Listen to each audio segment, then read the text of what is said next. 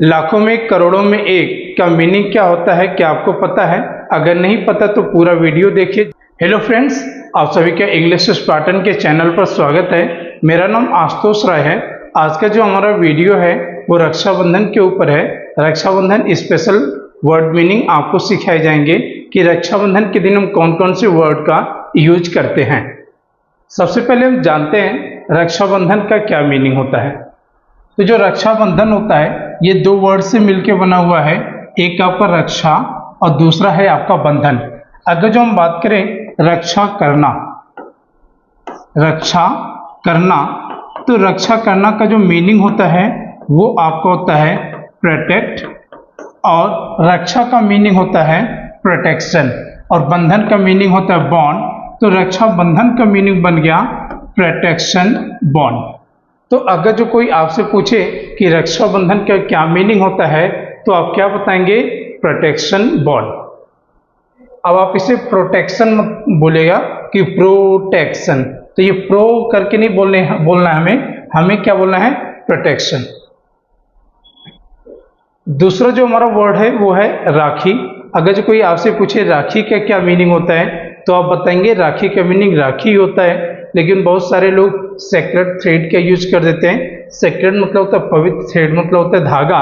एक पवित्र धागा को हम राखी भी बोल सकते हैं क्योंकि राखी भी एक पवित्र धागा है, लेकिन हम सेक्रेड थ्रेड का मीनिंग जनेऊ समझते हैं। क्या समझते हैं? जनेऊ।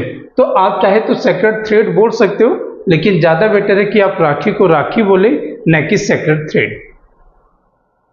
भाई बहन का त्यौहार, जैसा कि हम जानते हैं रक्षाबंधन भाई बहन का त्यौहार है, तो हम क्या बोलेंगे? भाई बहन का त्यौहार को सिबलिंग फेस्टिवल। तो अगर जो को आपको एक सेंटेंस बनाना है कि रक्षाबंधन भाई बहन का त्यौहार है, तो आप क्या बोलेंगे? Rakshabandhan is the sibling festival. तीसरा वर्ड है आपका बांधना। जब हमारे कलाई पे राखी बांधी जाती है तो वहां पे बांधना के लिए हम यूज करते हैं टाई का। तो बांधना का मीनिंग टाई होता है, और कलाई का मीनिंग आपका रिस्ट होता है। हाथ पर राखी बांधो। अगर जो आपके पिताजी आपके बहन को कहते हैं कि आप अपने भाई के कलाई पे राखी बांधो, तो वहां पे क्या हो जाएगा? Tie the rakhi on the wrist of your brother, या तो tie the rakhi on your brothers wrist. ये आपके ऊपर डिपेंड करता है, आप on the wrist of your brother बोलते हैं या ऑन योर ब्रदर्स रिस्ट बोलते हैं, ये आपके ऊपर डिपेंड करता है। राखी बांधना का मीनिंग हो जाएगा टाई द राखी, और कलाई का मीनिंग होता है रिस्ट, और हाथ पर का मीनिंग हो जाएगा ऑन द रिस्ट।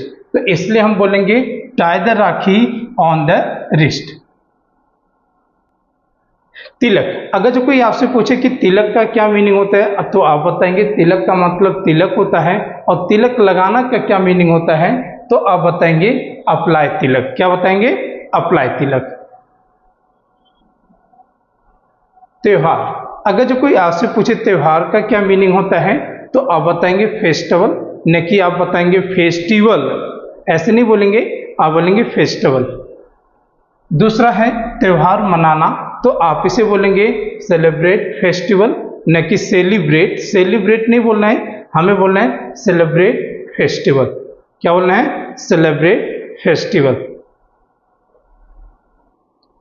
तोहफा का जो मीनिंग होता है वो प्रेजेंट होता है और गिफ्ट होता है। तोहफा देना का मीनिंग आपका हो जाएगा गिव द प्रेजेंट या गिफ्ट, लेकिन हर प्रेजेंट का मतलब तोहफा नहीं होता है, ये आप हमेशा याद रखेंगे, क्योंकि आपको पता होगा प्रेजेंट का मतलब उपस्थित भी होता है, और प्रेजेंट का मतलब वर्तमान भी होता है, और प्रेजेंट का मतलब होता है प्रकट करना। तो आप इन चारों में से कोई भी यूज करते हैं प्रेजेंट के लिए। तो प्रेजेंट का क्या मीनिंग हो गया? तोहफा हो गया, और प्रेजेंट का मीनिंग हो गया उपस्थित, प्रेजेंट का मीनिंग हो गया वर्तमान, और प्रेजेंट का मीनिंग हो गया प्रकट करना। तो प्रकट करना का सबसे पहले बात करते हैं, जैसे आई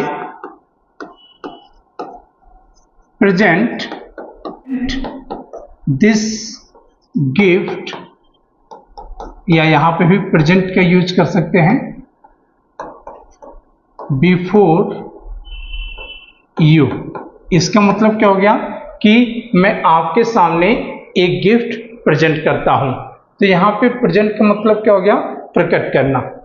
यहाँ पे दूसरा है प्रेजेंट यानी वर्तमान में, जैसे कहा मैंने आई एम योर प्रेजेंट, तो यहाँ पे योर प्रेजेंट मतलब क्या हो गया, मैं आपका वर्तमान हूं, तो यहाँ पे क्या हो जाएगा, आई एम योर प्रेजेंट।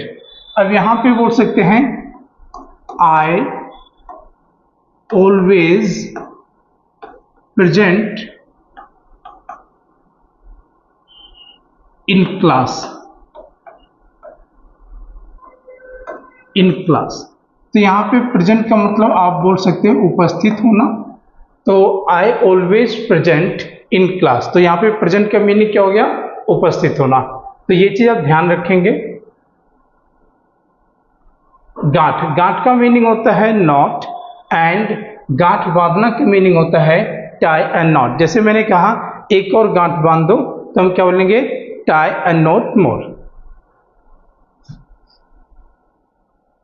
वादा करना, वादा करना का हमारा दो मीनिंग होता है, एक होता है प्रॉमिस और एक होता है प्लेज। तो प्रॉमिस और प्लेज में से आप कोई भी यूज कर सकते हैं। मिठाई खिलाना, मिठाई खिलाना का मीनिंग होता है फीड स्वीट्स। जैसे मैंने कहा एक दूसरे को मिठाई खिलाओ, तो क्या बोलेंगे, feed sweets to each other. व्रत रखना, व्रत रखना के लिए हम यूज करते हैं ऑब्जर्व। व्रत रखना के लिए प्रॉपर एक फ्रेज होता है जिसे हम बोलते हैं ऑब्जर्व अ फास्ट।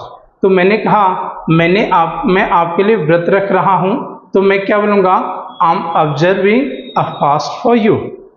ललाट या माथा, ललाट या माथा का मीनिंग होता है फोरहेड, आपको ये पता है, ये आपका फोरहेड होता है यानी ललाट।